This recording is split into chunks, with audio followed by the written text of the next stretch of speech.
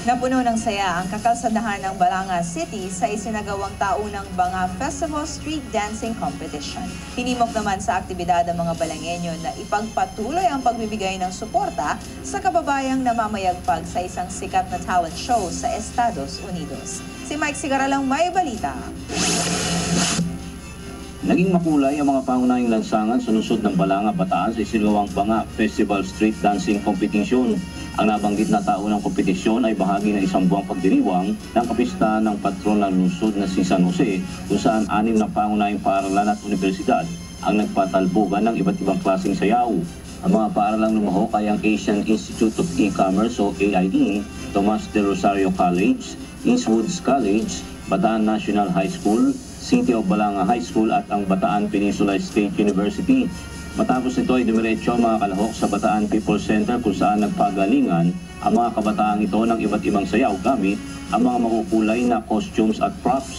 Sa maikling pagbati ni Balanga City Mayor Joet Garcia ay hindi nito pinalampas ang pagkakataon na manawagan sa mga Bataenyong may mga kamag-anak sa Amerika na iboto ang Filipino-Mexican na si Jessica Sanchez na may lahing taga-Bataan.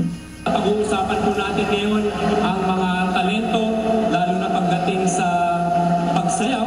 Alam po natin lahat din na isa po nating kababayan ay ngayon po kasama sa American Idol. At sa Biyernes, magkakaroon muli ng botohan. Kaya ho, nandito sa harapan natin, kasama natin ang ilang mga kaibigan natin sa media, Channel 7, CLTV 36. Siguro magandang pagkakataon po ito para tayong lahat ay maganyaya sa ating mga kababayan sa abroad, sa Amerika, para iboto si Jessica Sanchez. Yung maganda yata kinasama ng kamay.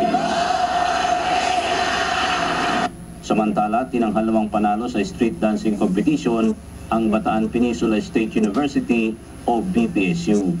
Ako si Mike Sigaral nag-uulat para sa CLTV 36 Balitaan.